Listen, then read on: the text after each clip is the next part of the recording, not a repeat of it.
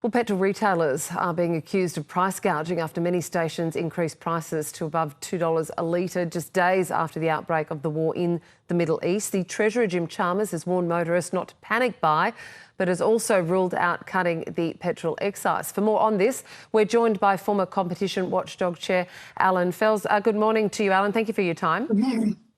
Do you have any evidence that price gouging is going on?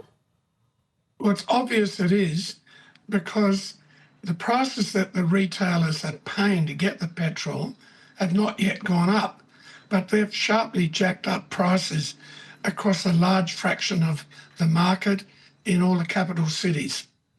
What sort of jacking up of prices are you aware of at the Bowser? What are people paying?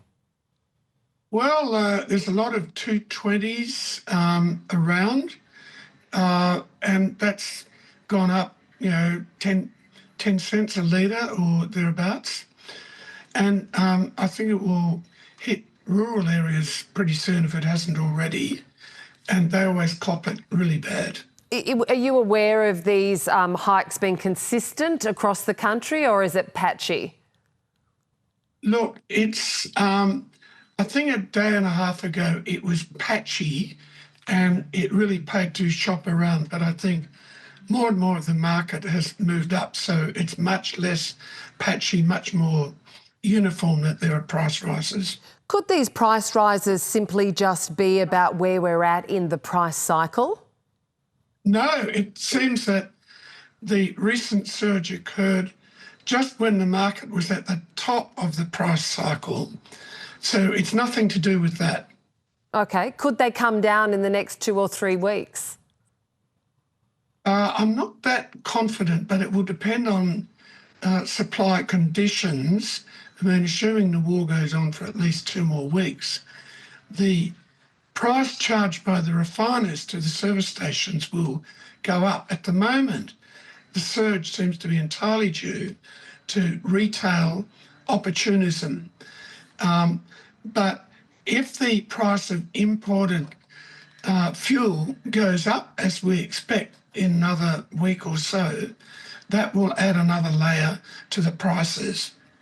Jim Chalmers has requested the ACCC to keep an eye out for any examples of profiteering. Should we wait to hear from the ACCC as to whether this is confirmed as price gouging?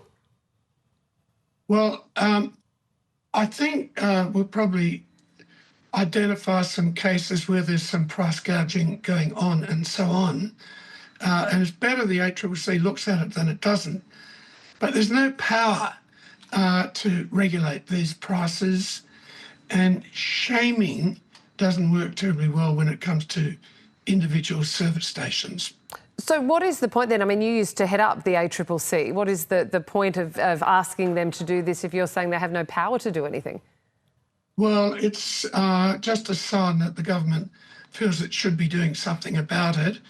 So it calls in the ACCC to look at the usual suspects. Personally, I would like to see a power in the Competition Act just to deal with extreme cases of price gouging in situations like this. If the current surge continues for a few weeks, it would be really useful.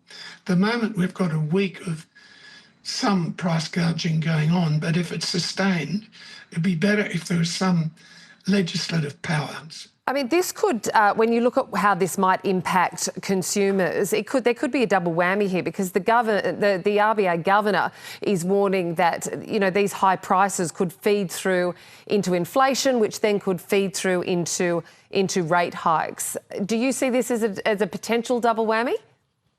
Yes, dead right. It's a double whammy problem for consumers: high petrol prices, high interest rates.